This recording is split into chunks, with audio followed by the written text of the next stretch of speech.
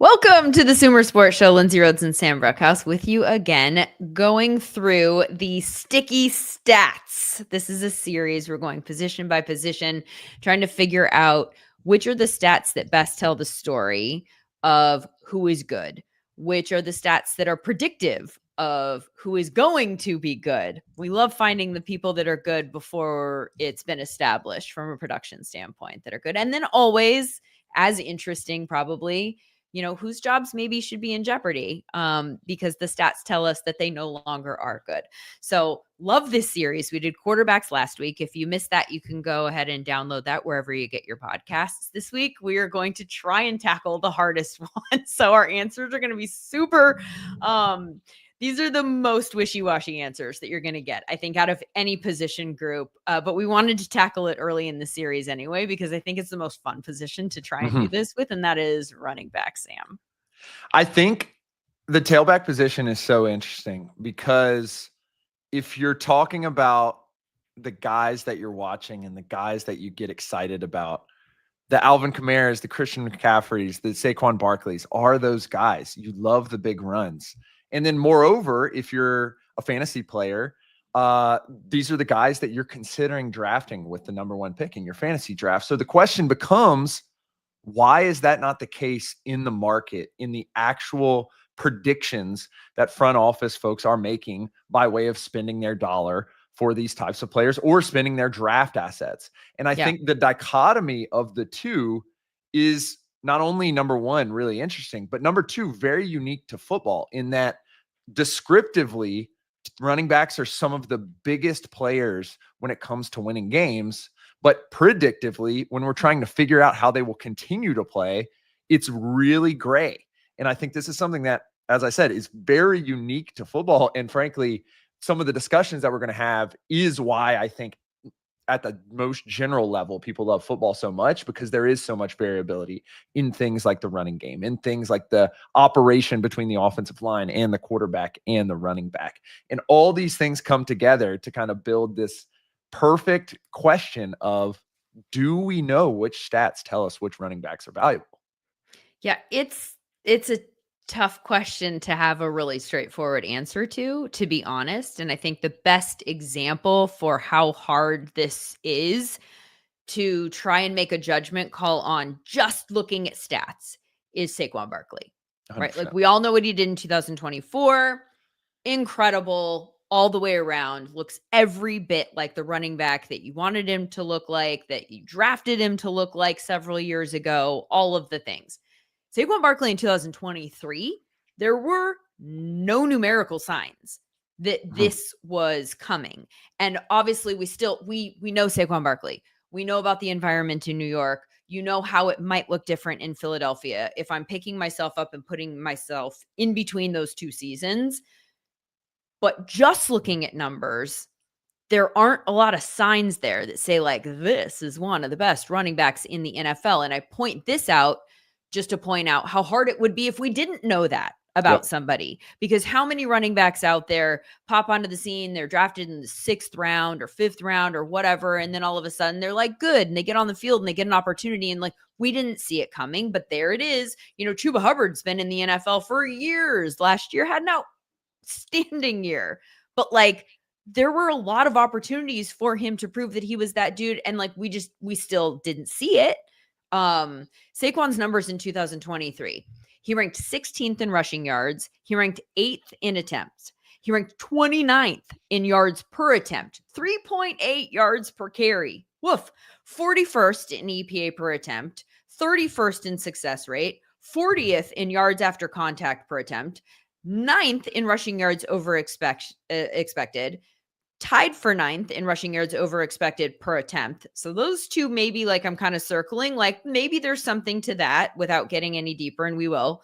Explosive rate was, what is that, 8.10% I have written down. That's not good. So my point is, we knew Saquon Barkley was good. Right. We knew it was partially a bad environment, but like, all of that tells us that if that guy was putting up those numbers in that environment, then a lot of these numbers are environment dependent. And so how can you pull out which running backs. Same story, by the way, with Josh Jacobs in 2023. His numbers were probably even worse in all of those categories.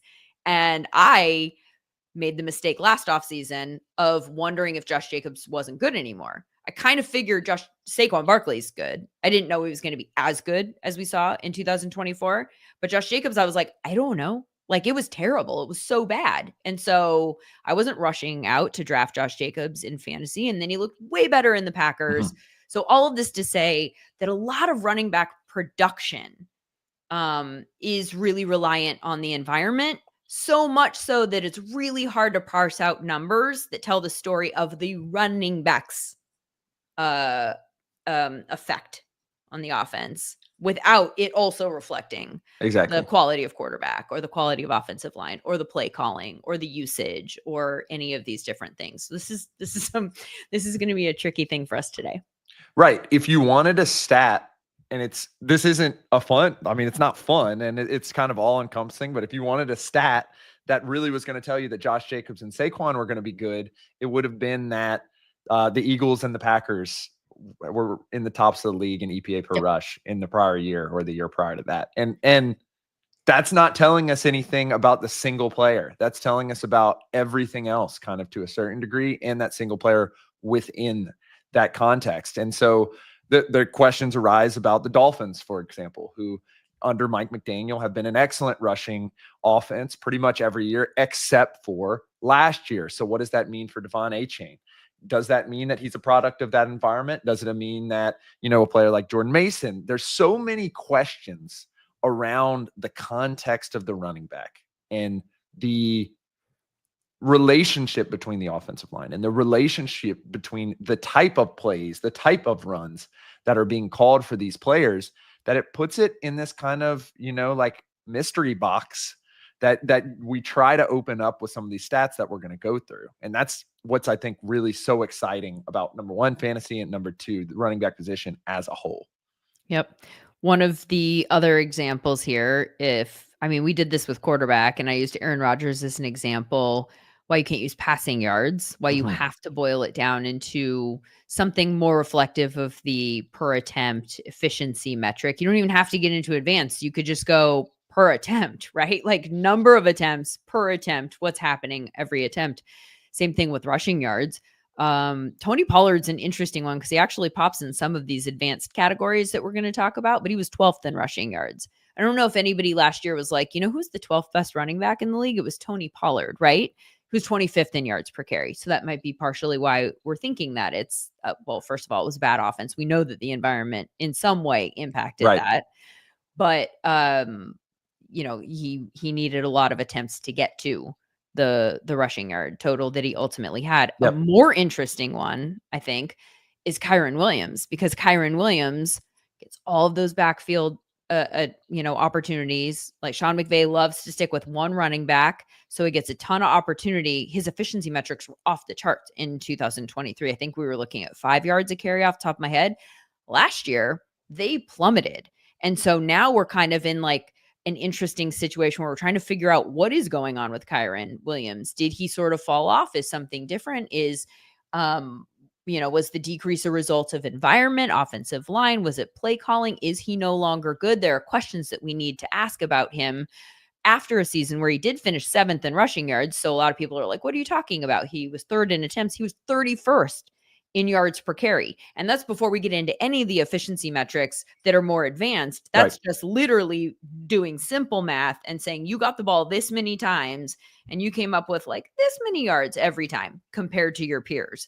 So there are some interesting questions for us to try and answer here. Let's start with broadening out and trying to look at this from a straight football standpoint. Like before we get in the weeds of the numbers, let's try and figure out what we're trying to actually answer here. And that is, if we were a scout, if we were a coach, if we were a general manager, what are we looking for in a running back? And not just college to the NFL, but year 4 to year 5, year 7 to year 8. Like, what are the things that we want that running back to be able to do well in the environment we're going to put them in? And then maybe that'll give us some clues as to what numbers we should look for.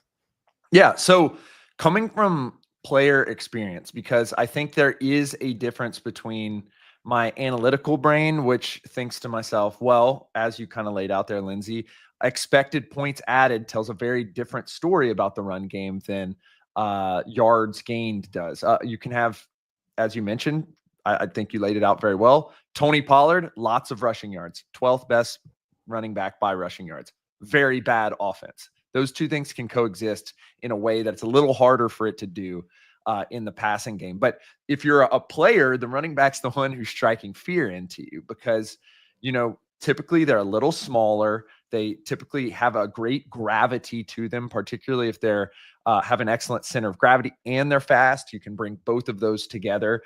The ability to have vision in particular, I used to play the linebacker position. It's really kind of a chess match of your defensive line. It's trying to keep you clean as a linebacker, and the offensive line is trying to come up and take you out so that those holes can exist for a running back to have a clean read. And so you combine all these things, and I think it has, at least from my perspective, a couple items that make a running back really good, which number one is vision and the kind of the ability to remain hidden until you're not. The second is once you are not hidden, can you break tackles? And number three is breakaway speed. That's really the three indicators to me as an ex-player that makes a running back a next level guy. Okay. So some of the ways that we could maybe start to categorize that, and I should add, we hear a lot when we talk to people that fit into the evaluation bucket about start and burst ability. When it comes time for the combine, we're looking at like that 10-yard burst, right? As part of the 40. So these are the types of metrics that you can use then. Those are harder to find as we get further into our NFL career. We're hoping to change that here with some of our AI metrics that we're working on at SumerSports. But also, I've had a lot of people talk to me about contact balance, like you brought up. I think that probably speaks to the breaking tackles, that sort of ability. You want somebody who can create yards, right? Like I think one of the ways that we can look at this, if we're trying to figure out what we need to credit the running back for versus the offensive line or the environment, then that's probably one that is maybe a little bit easier. We can go look into yards after contact per attempt, broken tackles, missed tackle force, that kind of stuff, elusivity, maybe. So those would be some early stats that I would throw out just based on everything that we just heard there. What do you think are some other stats that would check the boxes of specifically what you brought up? Yeah, so I think when you're trying to evaluate only the running back, you're looking for statistics that do just that. You want to look at how they are breaking tackles. We do this in-house at SumerSports with an elusivity metric that's looking at every single frame of a play, trying to identify where missed tackles will happen, and then attributing those to the tailback. We also do that via things kind of out there in the open, like yards after contact.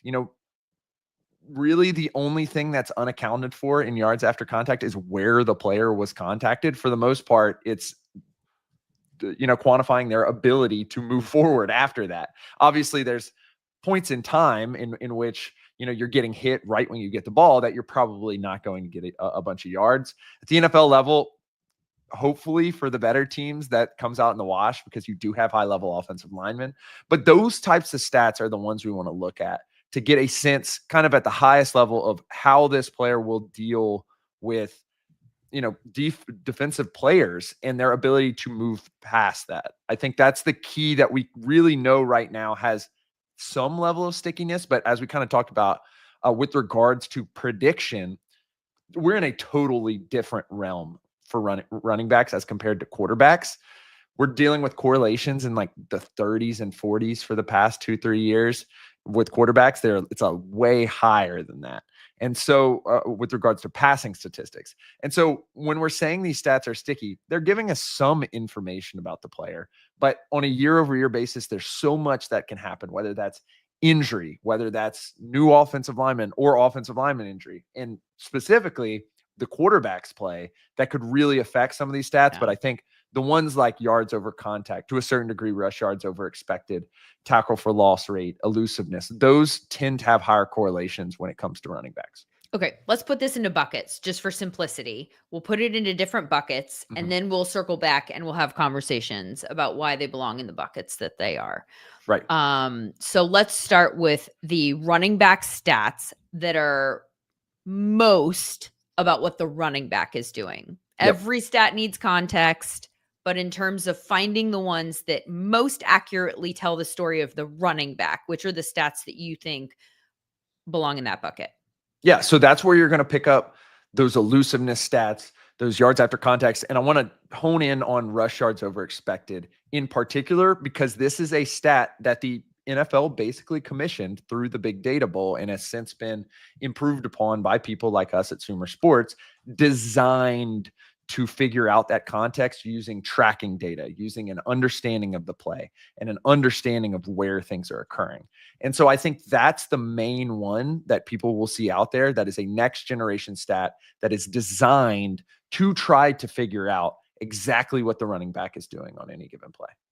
Okay, so we're looking at tackle for loss rate, an elusiveness stat, missed tackles forced, broken tackle rate, yards after contact. I like yards after contact per attempt. I like all of the attempt metrics to tell the story of who is good that we maybe don't yet know is good yet, because a lot of the total stats rely on opportunity, meaning you already have this job in this backfield. You're getting all of the attempts, regardless of what you do with them. We don't have time to replace you yet, right? So some of these totals will be high. I think that's why we're kind of sometimes looking into the attempt numbers if we're trying to find the next gem. So yards after contact per attempt, and then rushing yards over expected as another one. Now, rushing yards over expected is one that kind of has some problems that Sean Clement, who works here at SumerSports, has pointed out on this show before. He's talked about all of the expectation stats as largely telling the story of the offense. So very specifically, it can ding speedy running backs because the model was built using the speed of the ball carrier as part of the equation. Like, what are you expected to pick up in terms of yards when you're traveling at this rate of speed? Well, that's kind of baked into that person's game, right? So they're not likely to get a whole lot of over expected because their whole game is the expectation. Punishes goal line backs because there aren't additional yards for that person to overperform. So again, the way that stat is written up to predict with the highest amount of accuracy how many yards that the running back's going to gain in a series of plays is sometimes going to be better for certain running backs than other running backs. But again, we're putting these in buckets where with the Saquon example, I think is a good example. Like all of the other efficiency metrics kind of look like, ooh, this isn't good. And then the rushing yards over expected still was. So maybe that tells a story for him that he was still good. Right. Right. And I think with these types of advanced stats, there's two sides of the coin. The heads is they're designed to make it so a player like Saquon Barkley can be good with a terrible situation, and it'll tell us that he's going to do absolutely excellent in another situation. The problem is that when you are adjusting for all this context and the 22 players on the field and the acceleration and speed of the player, and thus the interactions between all those, and thus the play call and the entire history of that, it does take a while to what we like to call stabilize. And so generally you want to get a sense of this, things like rush yards over expected over an entire player's career. The problem with that in football, particularly for tailbacks, is they have a pretty limited career set. We typically see quality running backs have, 2, 3, 4 good years if they're really lucky. And if you're a Hall of Fame level player, maybe 6 or 7. And so that's kind of the flip side, the tail side of the coin there with rush yards over expected, is because we are adjusting for all that context, it gets a little harder to make decisions based on a small subset of rushes. All right. I want to circle back to some of these stats and tell you who the leaders were in these categories last year, just so you have a little bit more context. And then also on the flip side, people who were not so good in some of these categories. So we can kind of start to paint a picture. So looking at yards after contact per attempt, let's look at that one. So looking at everybody who had more than 85 rush attempts, the ranks at the top. We have, let's see, Bucky Irving, Antonio Gibson, Tank Bigsby, Tyler Algier, Derrick Henry, Jerome Ford, Josh Jacobs, Chuba Hubbard, Tony Pollard, Zach Charbonnet, Jordan Mason, Saquon Barkley, James Conner, Jahmyr Gibbs, Rico Dowdle. So it's an interesting list in that some of these people I think would surprise people. And also, I think partially this is why you need to look at like a bunch of different stats Right. and see if we're starting to compile consistency. Why it's not just one tells the entire story. It's, are you good at this? And you're good at this, and you're good at this. And now we put this all in together into a picture. Because some people are good at 100%. like one specific thing and then fall off at, in all the other categories. By the way, though, I'm going to point out right now, Tyler Algier's name comes up a lot in these stats and has 4 years. Right. So he's one of the trickiest running backs that's out there that always kind of tricks me a little bit in fantasy, or at least at this point now we know Bijan Robinson is going to get the attempts. And so it doesn't matter really how good Tyler Algier is because he's not going to take those attempts away from Bijan Robinson. But it's why I was surprised that they drafted Bijan Robinson in the first place, because Tyler Algier was just sitting there with all of these advanced metrics just popping off the chart even before they drafted him. The flip side of that category in terms of yards after contact per attempt at the bottom of the list. And again, this is everybody with more than 85 rush attempts. So this is starting from the bottom and working my way up. Isaiah Pacheco, 2.27, Alexander Madison, Javonte Williams, DeAndre Swift, Travis Etienne, Kenneth Gainwell, Austin Eckler, Jaleel McLaughlin, Kareem Hunt, Gus Edwards, Jonathan Taylor. Interesting. Kyren Williams is at number 13 here. Alvin Kamara is at 14. I'm only going down that far because I have noticed this offseason that Alvin Kamara is popping at the bottom of a lot of these efficiency metrics. And I think that's worth pointing out just because you used him as an example at the beginning of like, these are the guys that we like watching them run, the rock. Alvin Kamara, I'm wondering if he is not at a tipping point from an age standpoint.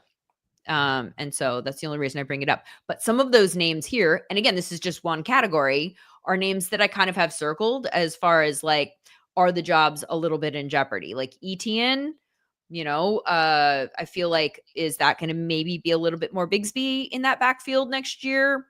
Jaleel McLaughlin, they have another running back that they drafted. And so I think that, that might be part of the reason why that happened. Right. There are some stories in here. Partially, the Kyren Williams. There's another box that we're checking for that conversation that already started at the top. Let's see. There are a few more that I want to go through just to kind of establish some context for some of these. Missed tackles forced is kind of the same thing, but a little bit different. At the top of the list, we've got in terms of per attempt. Nope, this is total missed tackles. Derrick Henry, Saquon Barkley, Josh Jacobs, Bijan Robinson, James Conner, Jahmyr Gibbs, Najee Harris. That's, I would imagine, pretty volume based because he got a lot of attempts. Bucky Irving, Kenneth Walker, Kyren Williams, Chuba Hubbard. So we're looking at some names there. At the bottom of that list, Isaiah Pacheco. Now, he hardly played. So that volume stat I'm just going to take out. Braylon Allen, Austin Eckler, Kenneth Gainwell, Alexander Madison, Gus Edwards, Etienne, Chubb, Akers, Javonte Williams, Rashad White. I feel like most of the names there at the bottom kind of tell a story that matches what we think it would look like, right? In terms of whose jobs are in jeopardy. Yeah, definitely. And I want to highlight that Jacksonville job in particular, because that was one kind of in the midseason in fantasy before Tank Bigsby began struggling with injury. That was one where, Tank Bigsby had a couple of good games, and he did have a lot of excellent advanced metrics as well. And so it'll be interesting to see how they approach that, especially given what we saw with Liam Cohen last year, where it was a multiple backfield, but they did have their stellar back in Bucky Irving. And so it's going to be interesting to see how Liam Cohen approaches that, because of kind of the idea that Etienne was great 2 years ago, and then Bigsby looked substantially better last year. Yep. These are fun from a year-to-year standpoint in that I think sometimes, like 2 years ago, some of the guys who got tons of attempts at the top of the attempts list, but looked a little bit in danger. Rashad White's one of the guys that just popped off the page as somebody whose job appeared to be in danger from an efficiency standpoint because he was not efficient. So, if you played fantasy, he was great 2 years ago in 2023. It was almost all receiving production. If you go and he got a ton of rushing attempts because he was the guy in the backfield, like no time to find somebody else. You're just going to get it. But the efficiency metrics were so poor. And that's why when you go and you draft a Bucky Irving, a lot of us were like, look for this guy in fantasy because it seems like there might be an opportunity here if he can take advantage of that. And then, oh boy, did he. And we'll get back to some more Bucky Irving stats coming up. What are some stats that you think are partially reflective of the running back, like kind of tell a running back story, but also need a lot of context and also in part tell the story of the offense? This cannot just tell the story of the running back on its own. Right. So I think the kind of overarching theme about these are they're giving you kind of a clue about the usage of the player and the production of the player without going so deep as to eliminate parts of the play or adjust for other things. And so yards per carry is a good one. You're not really having the context in which the play was there. And so the guys that are goal line backs will have very small yards per play, even though they are very high leverage plays. Explosive rate, for example, if you're getting really long 10 to 15 yard runs, perhaps you're only being used on third down or second and long, and you're more of a pass catching back when it comes to that. So it gives you a sense of production. It's not immensely sticky, but in descriptive, it can give you kind of a sense of the way the player is playing and the way in which he is doing it in the context of the offense. Okay, let me follow up on the yards per attempt then and give you the names of the people at the top and the bottom, just so while we have it fresh in our minds. At the top, we've got Derrick Henry, Jahmyr Gibbs, Saquon Barkley, Jerome Ford coming up at the top of several of these categories. Bucky Irving, Jordan Mason, James Cook, Emmanuel Wilson, Chuba Hubbard, Bijan Robinson, Tyler Algier. There he is again. Jonathan Taylor, Austin Eckler, Tank Bigsby. Okay, we continue. At the bottom, Alexander Madison, Nick Chubb, Gus Edwards, Isaiah Pacheco, Braylon Allen, Kareem Hunt, Kenneth Walker, Travis Etienne, Javonte Williams, DeAndre Swift. Najee Harris is 12th, just because we already brought that name up, and Kyron Williams is 16th from the bottom. So what of those names that I just read, good and bad, anything jump out to you? Yeah, so this is where we start getting a sense of some of these players, particularly as we're getting names from the same team. But at the same time, it sounds like a bunch of good offenses with good quarterbacks at the tippy top, and then it sounds like a bunch of bad offenses with bad quarterbacks at the bottom. And so that's why these start getting a little tricky, particularly yards per carry, because we're not actually talking about what they're doing, like what impact they're having on the game on any given carry. And so that's why these get a little touchy. But something like explosive rate, where you do have head coaches who want explosive run plays to get people to over-index on the running back, I think that one could be a little bit more interesting, though it kind of is gauging the same thing, given how impactful explosive plays are for offenses. Okay, let me get to explosive in just a second, but I want to circle back to a couple of the things that you said. One, about good offenses with good quarterbacks. I want to circle Jerome Ford there. Yeah. Because Jerome That's a good Ford, one. then, does that tell us a story about Jerome Ford? What does it say about Jerome Ford that in that offense, he's averaging 5.4 carry? So I think this is a great time to talk about the coaching staffs as well, because Kevin Stefanski's a 2-time coach of the year. And similarly, some of these particularly rushing offenses we see pop up over and over again. A side note that I also want to make is, if you are down a lot in games because you end up getting the second pick in the draft and you're running the ball, the opposing team is going to be great, you're playing the clock at this point. Do it. And so I'd have to dig into it a little bit more, But like, if you were having that level of rush rate over expected, then like, sure, at some point your numbers are going to get overinflated, as can kind of sometimes happen in garbage time with quarterback stats as well. And I think that's also another thing that yards per carry is not necessarily accounting for, that a stat like EPA per play may be accounting for. Yeah, Jerome Ford, just over 100 rush attempts. So he has enough for the sample, Right. but he's on the lower end of the sample Exactly. in this category. On the flip side, some names that I wanted to point out that had lower yards per attempts that I think maybe are a little bit either consistent with the story or surprising. Javonte Williams, DeAndre Swift, Travis Etienne. These are all names that, like, I think we have had conversations about DeAndre Swift and maybe. I mean, there's a reason he's not on the Eagles anymore. Yeah, there's a reason he's not on the Eagles anymore to a certain degree.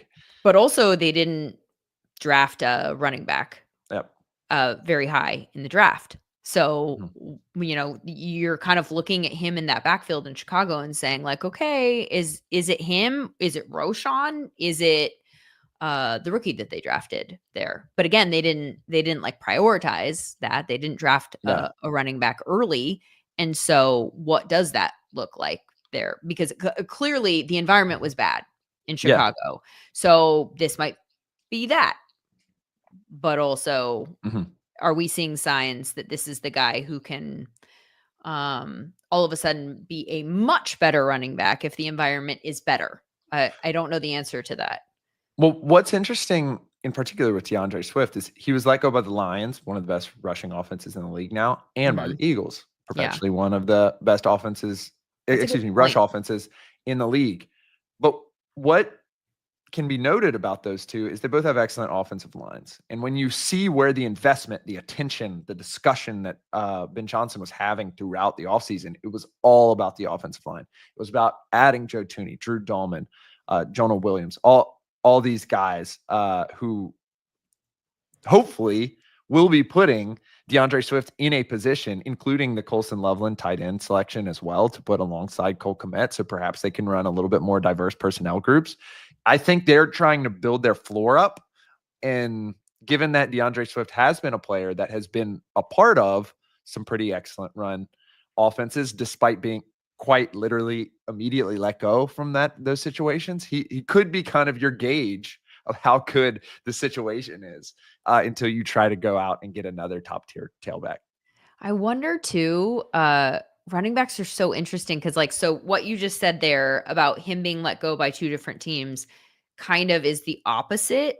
I wonder if there's signal in that is the opposite of the signal that we've talked about with the Rams drafting defensive linemen. The fact that they, the rookies that they're drafting on the defensive side of the ball, a lot of times they're looking for guys that are transferring up in college. Yep. And so there's signal that they're getting better and people are co-signing on them. And then you draft them and it feels a little bit like a little bit more predictive, I guess. And this feels like maybe the opposite. But the fact that he's still an RB1 in a backfield, at least on paper, would lead you to believe that maybe we haven't caught on to that type of signal yet where this is concerned. That's tough because those are better offenses, right? The Lions and the Eagles, and the fact that it didn't work there gives me pause. But Javonte Williams in Dallas, a little bit worried about, partially for the reason that I keep mentioning, that his name is coming up at the bottom of some of these lists. Etienne again in Jacksonville, same story. And then what was the other one that I wanted? Kenneth Walker. Kenneth Walker is another one who, from an efficiency standpoint, is not ideal. 3.7 yards per carry in an offense that, wasn't terrible. Yeah. That being said, kind of hammered on this, they're going through kind of a massive offensive coordinator shift right now, in which last year they were very pass centric. And this year they're going with Clint Kubiak into a outside zone run scheme that is probably going to run the rock a lot more. I'm really interested, and it's going to be a very interesting test case for these kind of more, context-centric metrics, I guess you could say, to watch Seattle basically go from one end of the spectrum to a completely other end of the spectrum, particularly as it pertains to Zach Charbonnet and Kenneth Walker in the upcoming year. Because if you expect them to have, a somewhat effective offense and be running the ball a lot, then Charbonnet and Kenneth Walker become a lot more interesting, especially in the face of their ability to break tackles. But if they're just, not that great a player at the end of the day, and the offense is just not going to be super great either, it's probably limited upside there. Looking at explosive rate, because that was another stat that you brought up in this bucket here. Kenneth Walker is near the bottom of that category as well, ranks 43rd. Our sample size is everybody with 100 rushes or more in this category. I'll start at the bottom, and then I'll tell you the top, since we're already talking about the bottom here. And that is Gus Edwards, Nick Chubb, Kareem Hunt, Alexander Mattison, DeAndre Swift, Kyron Williams, Devin Singletary, Kenneth Walker, Javonte Williams, Tyrone Tracy. So in some cases, you've got guys that are just not known for being explosive backs, right? Like you're talking about the guys that are going to be more like success rate backs or short yardage, that kind of thing. Not everybody needs to be explosive, but some of these guys you would ideally like to be more explosive than at the bottom of a 50-person list. Right. And we're hearing patterns that are created also. Like we're hearing some names consistently in the same buckets of the bottom.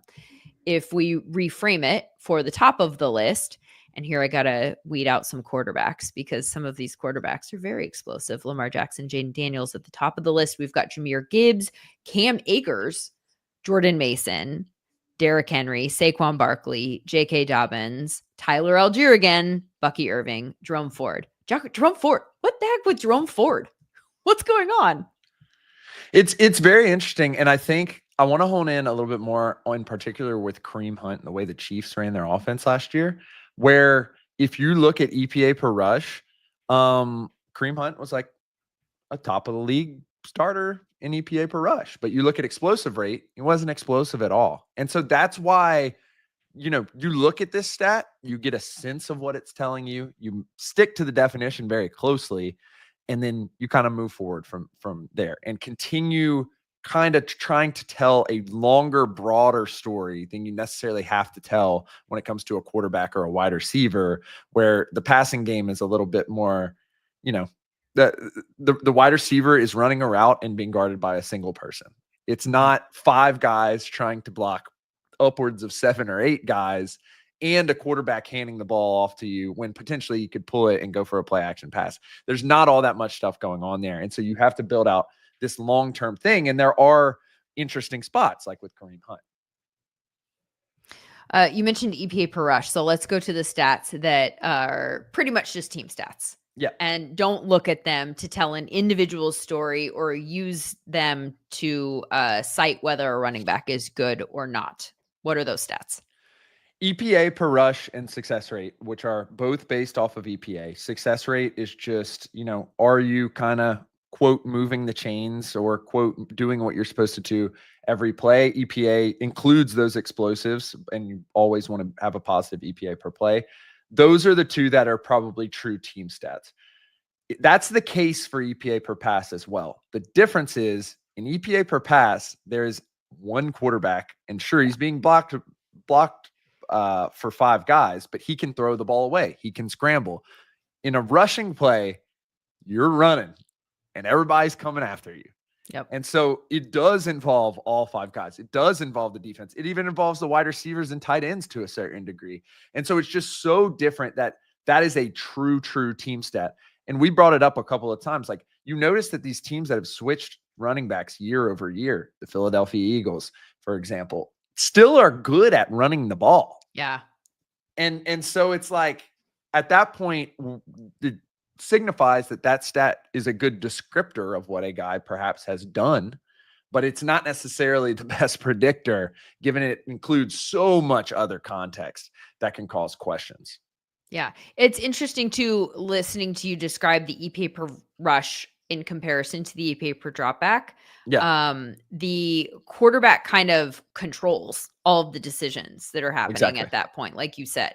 So that's why the credit belongs to him for a lot of this.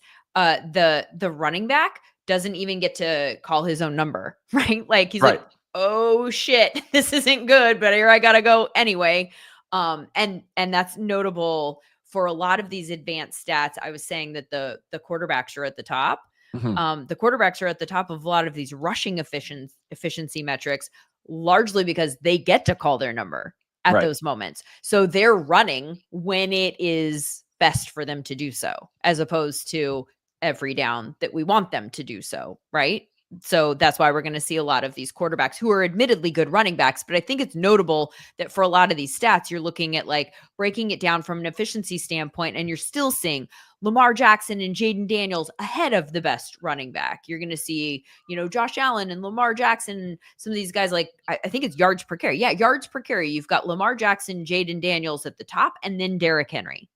Like, does that mean that they're better rushers than Right. Derrick Henry? No, it means that they're rushing into environments. They're obviously very good running quarterbacks, but they're also running into specific environments that Derrick Henry's not. Yeah, 100%. And it can be overstated.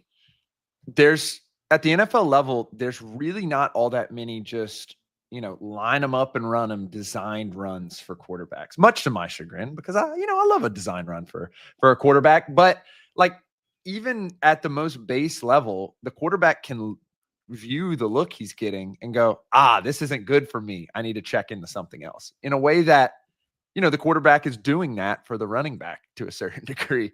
And so you think of what happens when Lamar Jackson is going on these runs, and there's 11 guys on the other side of the ball that are thinking about an entire different phase of play when the ball is snapped for most of those scrambles. They're worried about their coverage assignments. They're worrying about rushing the passer, maintaining great pass rush lanes, beating the defensive tackle, not necessarily gaining vision or gaining eyes on the tailback or anything like that. So when that switch has to flip, that's a hard thing for a defensive player to do. And that's why it leads to more efficiency for quarterbacks. And then the one other thing I do want to note is that it's very rare for a bad quarterback to get to the level of running 100, 150 times in a year, because that's 150 runs that is also going along with, 3x dropbacks. And so other than maybe guys that are, median level players like Justin Fields, perhaps Anthony Richardson to a certain degree as well, you're not going to see any bad quarterbacks make it to that level of volume, just because the flip side of the coin is they're also passing the ball. And if they're not doing that effectively, which is the more effective phase of the game more generally, then you're just not going to see him do it a ton of times and even get to the level of efficiency numbers that some of these guys have been able to do. That's something worth pointing out too, is that we're not even talking about the ways that these running backs impact their teams in the passing game. We're Right. literally just breaking down their rushing success and their rushing stats. And as we all know, the most well-rounded running backs are impacting in every facet of the Yep. game. The best running backs, save for a few, can kind of do it all. Mhm. So we don't mean to devalue that aspect of the running backs game, but I also think it's important to look at it from this perspective, because if you cannot, Rashad White, perfect example a couple of years Yep. ago, that's great that you're contributing in the passing game, but we also have a bunch of receivers that can do that. And in a perfect world, 100%. we'd rather be throwing it to them a little bit further down the field. So what we need you to do is keep the defense honest by running the ball successfully. So I think that's in part at least why we're focusing on these stats. I think that they're probably more predictive of who's going to have the opportunities moving forward. Yeah. You mentioned success rate as Mhm. one that is more of a team stat. And I wanted to follow up about that, because some of these guys that are short yardage backs, right? Like if they're able to do their job successfully, then isn't that the only way that we're going to know that they've done their job well? Because none of these other stats feel like they are made for them specifically. It is to a certain degree. However, let's consider, a guy like Jalen Hurts, for example. We're just going to put it in terms of the quarterback right now because it's the best example of the short yard situation. He has 100% success rate on 3rd and short or on 4th and short. But the reason why is because their offensive line is excellent at executing the tush push. Right. And it's the same way with some literally 100%. No, I'm Okay. exaggerating, but Like, I mean, like, what is it? Like 80 or 90%? Like, it's crazy, crazy high. And I think that was probably the case with Kareem Hunt and the other running backs for the Kansas City Chiefs last year, where it was like they had Joe Tooney, they had Creed Humphrey, and they had Trey Smith, 3 Pro Bowl, all pro level interior players, and they were just going to win on 3rd and short no matter what. And so that's why I'm calling it a little bit more of a team stat, because you really are going to lean, number 1, on your offensive line, and number 2, on your play calling and your deployment to a certain degree in those kind of success rate situations where all you're looking to do is get, a 1 rather than a 0, rather than, 62 yards versus a couple of yards. And to our point earlier about the quarterbacks running into conducive environments, 4 of the top 10 guys here in success rate are quarterbacks. Yep. That said, there are some interesting names. I'm just going to read them just because I think it's interesting, even though you're saying it doesn't tell the story of the individual. We've got Emmanuel Wilson, number 1, as far as running backs are concerned. And this is interesting because I picked up on Emmanuel Wilson very early last year. And this is kind of that discussion we were having about Josh Jacobs, where Matt LaFleur is a good play caller. They had a pretty stable offensive line with guys like Jenkins and Zach Tom and some other players. And they were a good running offense prior to, with different tailbacks, obviously. And so that's why it kind of continues to be a team stat to a certain degree. Tyler Algier, another example of that. Although I also wonder, and I've said this, I said this earlier, Tyler Algier is a name that is consistently going to pop in all of these categories and has for years. I do this every offseason where I reorder these in all of these categories. And I'm like, why is he there? And is he going to get more opportunity this year? And the answer is no. His role is defined. It doesn't matter. Like, this is set. But maybe this is a sign that they know that he's good. They use him in specific situations where he can be good. Right. And so maybe the success rate helps tell the larger story of Tyler Algier in that offense. Mm-hmm. Like the offense for sure, but also maybe this helps explain to a degree all of his other advanced stats.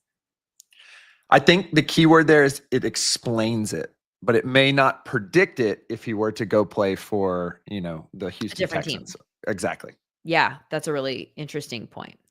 David Montgomery, high in this particular category, Derrick Henry, as one would expect. Is it at all interesting to look at people who have lower success rates? Sure. Yeah, especially at volume. Okay, so all of these people have 100 rushes. So some of them are going to have a lot more volume than others, but that's a pretty good size. Cam Akers is last. And I know he has a very high tackle for loss rate, so that explains that as well. 30% success rate, and that's on the Vikings. The Vikings are a team that we're going to have to circle back to because I think they're very interesting in several ways. Alexander Madison, I mean, gosh, I'm surprised it's not like every single Raiders running back listed in a row here. It's a team we're going to have to circle back on as well. Tyrone Tracy. Tyrone Tracy is an interesting one because he's popping at a lot of the bottom of these lists, but from a fantasy standpoint last year, I remember his name being one that was like, he's playable. He's, but maybe that was just tied to the opportunity that he was getting because there wasn't anyone else. And now Scattaboo is there. Does Scattaboo take over that backfield? Like, are we seeing signs that can help us predict maybe what's likely to happen there? The fact that his name is coming up? It's a great question. And I think it's definitely why they invested in that position, particularly, given that they've now invested in it 2 straight years. In the mid rounds, of course. So take that with a grain of salt. But okay, this one's relatively interesting, but maybe it's not interesting. Maybe it says exactly what we've been saying, and that's Tony Pollard. So Tony Pollard's 45th out of 50 in this success rate category, but he had a ton of rushing yards, right? He was the example that I used earlier. Right. So are we getting painted a picture of like, opportunity.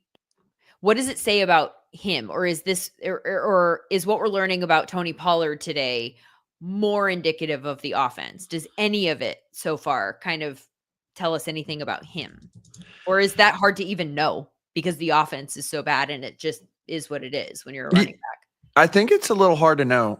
We have seen him change context though, which is key. And so you go back to 22 and he was like 11th in EPA per rush and hasn't really been able to be that number one running back. So I think in him in particular, given that he changed context from a Cowboys team, which was built through the offensive line, especially in that 22 year, and then no more Zeke, all of a sudden he's the number one running back. We start getting more volume. We get a sense that, he's like a mid 30s, late 30s success rate guy, not really going to be top of the league in EPA per rush.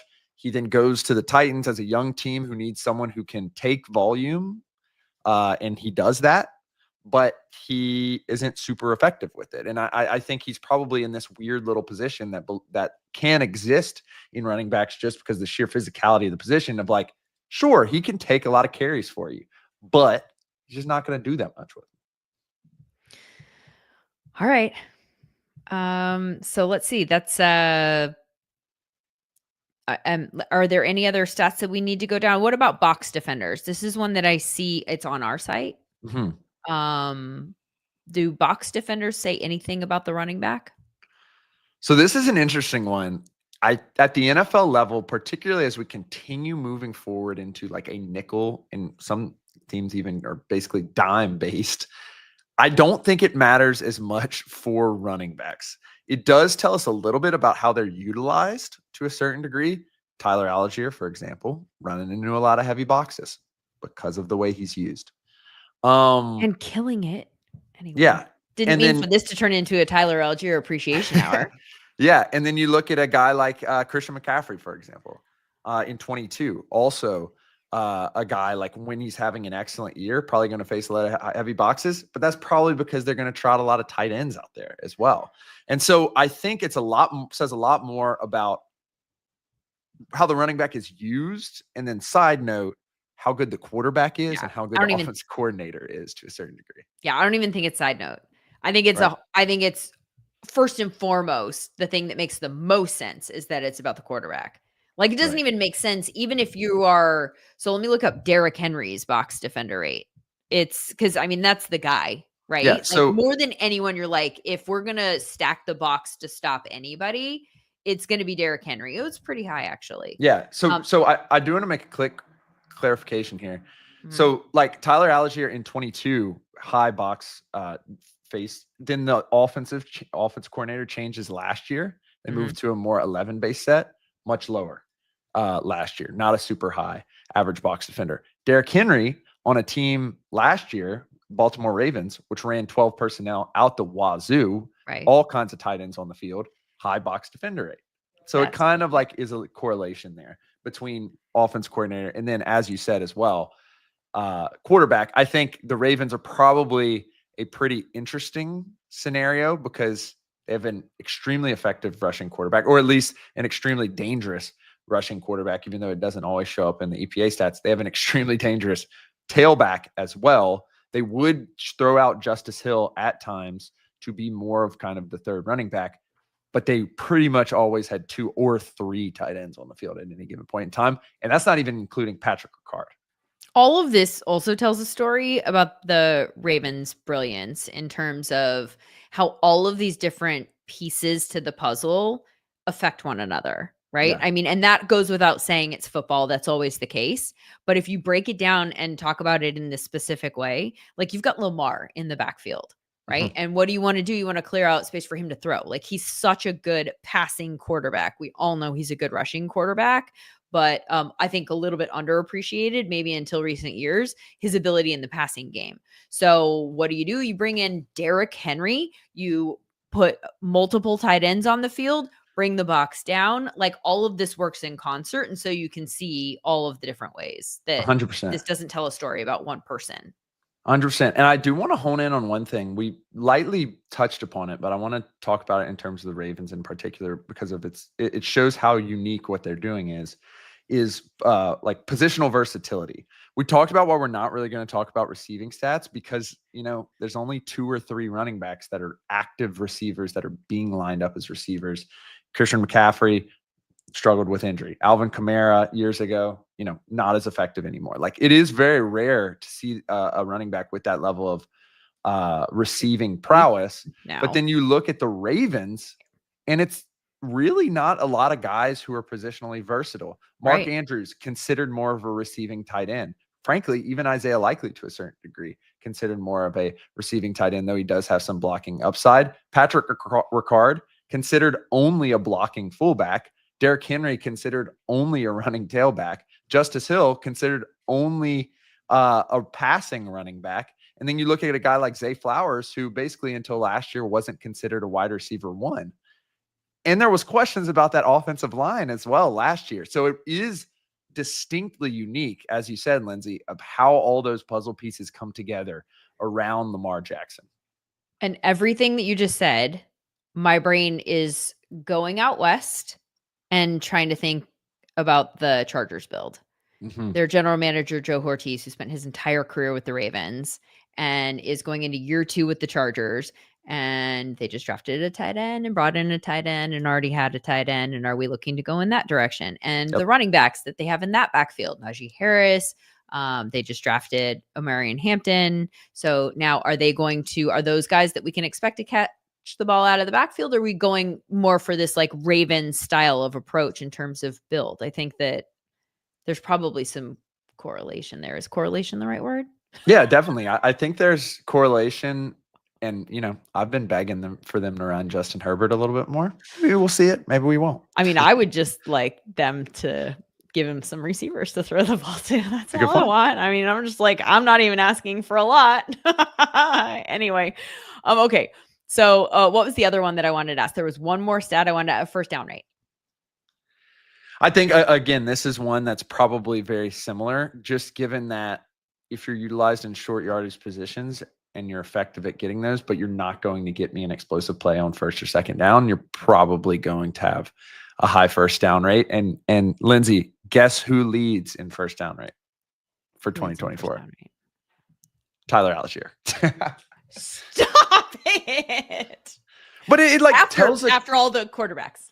Yeah, after all the quarterbacks. It just I think Algier is such a good example because it tells such a cohesive story about why he's a good running back in his situation, though not necessarily fantasy viable.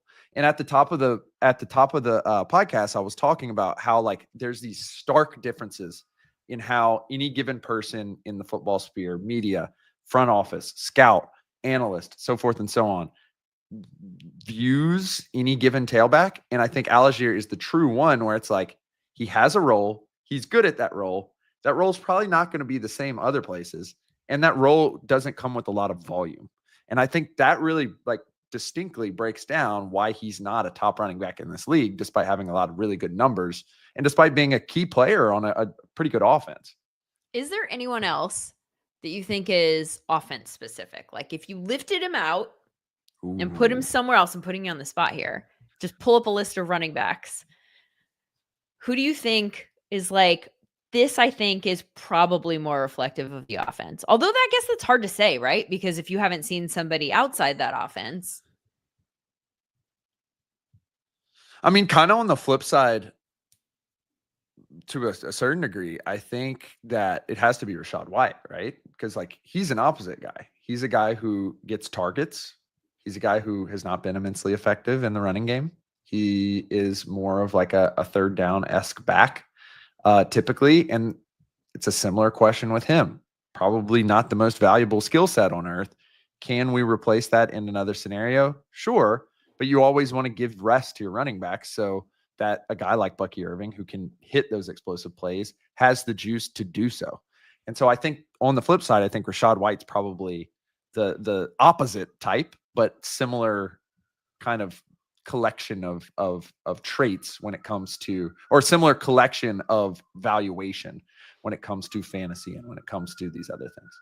Okay, well you took me there, so let's go ahead and get into some of our takeaways here of people that once we've looked at all of these stats that we think actually matter the most, and I know we've talked about some that we have said don't matter as much, but going back to the ones that we value the most, I got to tell you, I think Bucky Irving is a guy who is in a good offense for sure. Like I mean, and we'll see some changes there from a coaching standpoint, but from a roster standpoint, I think they only got better this offseason. I mean, I love what they did at wide receiver. Bucky Irving is a guy that for me, I have circled as somebody that might even be undervalued at this point. I think he has maybe the skill set to be in the conversation for RB1 at some point in his career, maybe this year. So from a fantasy standpoint, everybody likes to do tiers. My top tier, rather than being 3 guys and then looking at a tier 2 and a tier 3, I've got a tier 1 of 6 guys, and they're guys that I think could possibly be RB1 at the end of the year. And Bucky Irving is in that conversation. And I think I'm higher on him in that regard than a lot of people. I did a mock draft recently where I got him with the last pick of the second round, and I was like, score to pair with Saquon Barkley. This is a guy last year who was 5th in yards per carry, 1st or 2nd in yards after contact per attempt, depending on what the sample sizes that you're looking at. 8th in yards after contact, 8th in explosive rate, tied for 3rd in EPA per rush, which I know we said isn't the story there, but now I'm just bringing that up for fantasy people to further my fantasy point, because the environment does matter, because we know he's going to be in that environment, and the environment is good and led to him being very good in terms of efficiency. Tied for 5th in rushing yards over expected per attempt with Gibbs, notably. Missed tackles forced per attempt. His number was 4.13. Derrick Henry is 4.12. Nope, that's Jordan Mason's. Sorry. And that's a sneak peek about another guy that I think we need to talk about. But my point is, Bucky? Is Bucky him? It's so funny, Lindsay, because I, coming at it as an analyst and especially coming out of the season, felt like he was just one of the better tailbacks in the league on a week over week basis. Yeah. And so when we were discussing who we may be higher on or lower on, I was coming in with our discussions between, me and you and Sean Syed and the other people at SumerSports of yeah, he's going to be one of the top running backs in this league. And then you go look at the consensus of where he's ranked. He's considered, a late tier 3 player. There's players like Devon Achane, Derrick Henry that are Devon Achane was a kind of a pass first player last year. We've seen him be an excellent running back. Derrick Henry is definitely a run first player. Bucky Irving had 400-ish yards receiving last year. He's not a non-factor there. Josh Jacobs probably a run only guy as well. There's so many guys that are ahead of him that it's so differently wild than the way that we've talked about him, the way we've seen him in the metrics, the way he showed up on the film, that I think there's definitely some undervalue here. And I was kind of shocked how much it was undervalued. And just to put this in context, Ashton Jeanty is a rookie running back. I have talked at length on this podcast, on SiriusXM, on Draft FM, on Sumer Daily about how skeptical I am of any rookie player, period. Ashton Jeanty is in the consensus, at least in fantasy, is much, much higher than Bucky Irving. And it just doesn't make all that much sense to me. The 2 notes that I could kind of try to explain this with is this is another year of a new offense coordinator for the Tampa Bay Buccaneers. And also, we saw the offensive line play really well last year. Tristan Wirfs, Luke Gedeke were both excellent players. Tristan Wirfs, obviously an all-pro. But they've invested in not only the situation, drafting a center last year, really investing in the offensive line long term, but they're investing in the passing game as well, that I think will even more open it up for Bucky Irving to run the ball and have that excellent complementary offense where he is probably the center of the rushing attack at any given point in time. Yeah, my guess is that the Ashton Jeanty thing is largely propped up by an assumption of volume. He steps into that backfield based on where he was drafted. He gets all of the volume. I think what we saw with Bijan, though, out of the gate, if the offense isn't incredible, right out of the gate, then that doesn't necessarily translate to high Right. end, like RB1 production. And I think that that's what a lot of people are putting on Ashton Jinty. My top 6, by the way, because I think I have some different, since I mentioned that I've got a top 6, I think it's a little bit different in the sense that, like, I also bumped Achan out, and I know he was very, very productive from a fantasy standpoint. I'm a little bit concerned about the lack of rushing efficiency. Yeah. And again, ideally who they should be throwing to. So I've got Saquon, Gibbs, Bijan, Derrick Henry, CMC, and Bucky Irving in my top 6. Those are the 6 that I think I could see a scenario where they finish as RB1. And I don't Yeah. necessarily think that the other running backs that we also like and think are going to get volume and think are going to be pretty good, like, they kind of just have enough question mark attached to them that I'm not 100% sure that that's true. Yeah, I think the 2 people that I'm highest on in that list is for the reasons that we discussed. I think the market is seems to be pretty off on Bucky Irving. I think they're correct on Gibbs, but they're not specifically correct. I think Gibbs is another player who pops up in a lot of these stats that we really like to use and is part of an excellent situation. I guess there's questions about volume as it concerns with David Montgomery's return to that backfield. Right. But if he even gets a slight bump over David Montgomery from last year and David Montgomery is still effective, I think he can still be a running back 1 as well. I think they're probably a little undervalue on him, though he's probably properly rated in terms of the tier that he's in. There's obviously, I know we're going like hard left to have a fantasy conversation, but we might as well close out the running back stat conversation. Yeah. A little bit of conversation about what it means in that sense, because I think that's where a lot of the people that are looking for predictive stats, like the kind that we've talked about, right, are looking for them for purposes of fantasy or betting, or trying to figure out, something, trying to create an edge, right? Looking for things that we don't know the answers to yet. There's obviously the shared backfield with Bucky Irving that I think is a little bit complicating, but down the stretch, I think it was the final 8 games of the year, he averaged 23 points per game if you take out the one game that he left early with an injury that takes down the average. But like, that's kind of massive. And I think that that's very, very similar actually to what we're looking at with Jahmyr Gibbs and what he did down the stretch without David Montgomery. The difference there is I could see Bucky Irving doing what he did down the stretch for the entire season. I could see them prioritizing that in the offense the exact same way. I don't think I see that with the Lions. And I think Gibbs is a stud, but I think if you've got a healthy David Montgomery, it's in the best interest of the team to put them both out there and to rotate them. So I don't necessarily see Gibbs having the same role that he had down the stretch last season. Yeah. And I think that's the true confounding option. And again, you said we're pivoting hard to a fantasy conversation, not to be a little too nerdy, but the reason why fantasy is so fun is because yards, carries, targets, receptions, those are all like as objective of an observation as we can get in sports, period. Like those things actually happened.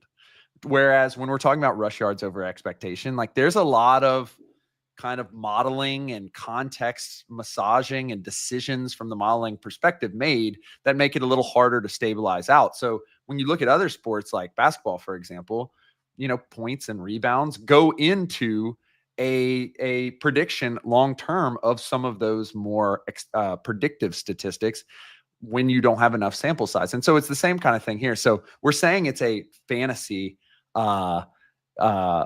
discussion, but really it's an objective observation discussion that we're using on a play-by-play basis. And moreover, on like what we would call in the modeling community time series basis, a day-by-day basis moving forward into time, which explains those things like you said about Bucky Irving, which means, we want to take into account the last 8 games he played more than game 2. And so given that we liked what we saw there and we think that's how it's going to continue going, I think it's very key there that we continue to do that. Yeah. I'm glad you're on board with turning this into a fantasy conversation, because I think that part of what I hear in the straight NFL analysis space about fantasy sometimes is as if the fantasy analysis is about the weird scoring in fantasy, and it's usually not. The analysis is trying to figure out what's going to happen on the football field. right? And like doing it in a detailed way. And then it results in weird Yeah. scoring that doesn't have anything to do with football. But that's not really the point of the analysis. The analysis is trying to figure out what's happening on the football field. And I think because people are so deeply invested in the edges, and it's so hard to find an edge because the space is so saturated right now, Yeah. that I think there's some of the best analysis that's out there, period, happening in the fantasy space. I already brought up his name on accident when I was listing Bucky Irving's stats. So I want to bring it up again, and that is Jordan Mason. I think he's a really interesting name that kept popping at the top of a lot of these stat lists that we were mentioning as being important. Tied for 5th in yards after contact per attempt, 3rd in rushing yards over expected per attempt, 3rd in explosive rate, 5th in yards per carry. And then I mentioned the missed tackles forced per attempt, 4.13, Derrick Henry's 4.12. Like, this is a guy whose statistical picture that we're painting here is one of a very good running back. And now he finds himself in a different environment as the backup to Aaron Jones. And so I think there's a conversation to be had potentially for fantasy purposes, or even just to make a prediction about what happens in that backfield. Does this point to, I've heard Jordan Mason being mentioned as like, go get him. This is a good handcuff. Aaron Jones always gets hurt. So at some point he's going to see the field. I wonder if maybe it doesn't flip to a degree a little bit sooner than we're expecting based on these statistics. But there is also an environmental conversation that needs to happen with Jordan Mason 100%. in that he was in San Francisco's offense, and that historically, Minnesota's offense has had a much harder time creating much efficiency out of the backfield. 100%. I think the question mark with Jordan Mason is directly related to the type of offense that Kyle Shanahan runs. And I think that he showed an excellent ability to make one cut on the outside zone and make some plays, maybe make a guy miss here or there. And then all of a sudden he's off and doing a good job. The problem is we also saw Isaac Guerrero do a good job with that. We've seen Christian McCaffrey do a good job of that. We saw Elijah Mitchell at times in the past couple of years do a good job of that, and so forth and so on. Raheem Mostert. I mean, we can list all the guys that become fantasy relevant. When all of their tailbacks went down late in the year, I was grabbing like random dudes that they were putting on the practice squad because they are immediately going to be fantasy relevant in that San Francisco offense. And again, like when we're saying fantasy relevant, we're discussing opportunity, which I think opportunity is probably the biggest divergence from the way that NFL evaluators evaluate it, given they, to a certain degree, will control the opportunity, or their coach will, versus the actual efficiency stats that we're looking at. And so the question really does become, how will his usage look, given that we have not seen the same rotating names that have been through Minnesota, Alexander Madison, for example, Ty Chandler, Jones, as we talked about, so forth and so on, see Dalvin Cook, see that same degree of success despite having an opportunity. And I think that's going to be the biggest question is, number one, can he do it himself? And number two, will it look the same given the scheme differences? And I think that's a big uncertain measure, but they went out and traded for him for a reason. And so I think that KOC could probably put him in a place to succeed, even though KOC has not been able to, have a top 5 rushing offense in recent years. Okay. Are there any other names that have popped to you that you think we haven't yet focused on? I mean, I think there's some names on the margins that I'd keep a lookout for.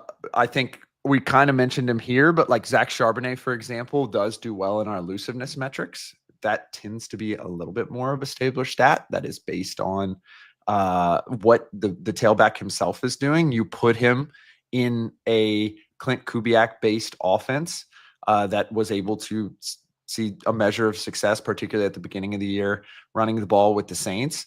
And maybe that turns into a new opportunity for him over a guy like Kenneth Walker. Do I think that's going to win your fantasy league? Probably not. But I think it's just, an interesting subset of occurrences and observations that could come together to make something that's a late round kind of flyer all of a sudden become one of the better selections in a fantasy draft or one of the better moves to an offensive coordinator for the Seahawks. It's funny that you mentioned Zach Charbonnet because I was going to ask about Kenneth Walker because of the fact that his name kept popping at the bottom of the efficiency metrics. But Zach Charbonnet is not new to that offense. Right. And so could you see a scenario where they all of a sudden go, let's flip this? I definitely think so. And I think I could, it's tough. I think that people probably look at Kenneth Walker as the running back one in that group, but it's probably, a multi-back front. And I think there's just a lot of questions with a new quarterback coming in, with DK Metcalf no longer on the team. And with questions comes opportunities. So I think it's a low risk given where these players are slated to go in fantasy drafts, or more generally, how we expect the Seahawks to approach this season, and a high reward if they do give him a little bit more carries and it turns off. I mean, like, I could see this potentially, I'm not going to say to the heights that the Bucky Irving, but it does remind me a little bit of the Buccaneers offense last year, where, you have kind of your tentpole guys. You have Jackson Smith and Jigba on the outside. You've made a lot of investments all over the place in the draft. You have two running backs that you feel, relatively comfortable about. Maybe don't believe in the offensive line quite to the degree that you did the Buccaneers last year, but they invested in guys like Gray Zabel and some other people. And then all of a sudden it can become, one of the better offenses in the league with a few tweaks from the offense coordinator. You're comparing the Seahawks to the Bucs? Well, you got to remember where the Bucs were in 2022. Baker was, considered pretty good. Pretty good the year prior, but was not immensely successful. They snuck into the playoffs, and their running game for most of the year was atrocious. And so, like, recalling where we thought the Bucs were in 2022, I think the distribution does include, making the correct changes at the right time and it kind of slotting into favor, but doing so in an unexpected way. I think that's what I'm kind of trying to. Are you meaning 22 and 23? Yes. Okay. That's what was confusing me. I was like, we're going, okay, got it. All right. Well, that's interesting for Seahawks fans. That's a comp I would enjoy. I would enjoy being comped to the Buccaneers right now. Okay, let's recap really quick before we wrap this up. The running back stats and the buckets that we think that they belong in, because we've talked so much. I just want to make it as clear as possible. The stats that we think are running back stats, the stats that we think are running back and environment, and then the stats that are mostly environment. So starting with the stats that we think as best they can, and no stats absolutely can, but the best that they can, these are the stats that tell a story about a running back specifically. What are they? Yards after contact, legitimately a player gets hit. What does he do after it? Rush yards over expected. We're adjusting for everything. Tackle for loss rate kind of involves the offensive line a little bit, but very quick into the play. Those three really boil it down to what's going on with the tailback. Okay. Partially reflective of the running back, kind of tells that story, but also tells a story about the offense. The two cannot necessarily be split up. Yards per carry, good to know. There's a lot of other stuff that's going on in the background. Explosive rate, want to understand how big plays are going, but maybe that's not what they're being asked to do. Those are the two that I think provide some information, but doesn't have a ton of context. Okay. And then these are stats that we hear describing running back play, but these are primarily team stats, and we think you probably shouldn't use them to talk about how good the running back is. EPA per rush and success rate, there's a lot of other stuff that is going into that. It tells you how good the offense is doing, doesn't necessarily tell you how good the running back is doing. Some other items that are like that, box defenders, a lot of other stuff that's going into how many people are in that box, and first down rate. Success rate also, right? Yep. All right. So that concludes our running back conversation. Not definitive, not declarative. We're going to get to the bottom of this running back. I think that what's fun about the fact that it's such a hard position to nail down in this way, like by There are other positions I think that we can go, this one's really predictive. This stat, like look at these 3 stats, and that's pretty much going to tell you the story of either who is playing well or who is going to play well at the next level, that kind of stuff. The fact that running back is so hard to nail down like that, I think is kind of exciting for us at a place like Sumer. 100%. With all of the runway in front of us and all of the tracking data and the AI and all that kind of stuff, like maybe we'll come up with some, Sam. I certainly hope so, and I'm committed to studying this problem because running backs do matter, and I love watching the tailbacks. Get some big runs. Played with Tajay Spears, who's now with the Titans, and his run against SMU against UCF in the conference championship is something I just watch when I'm feeling down a little bit. And so let's make the running backs matter. Let's study them and get these guys paid.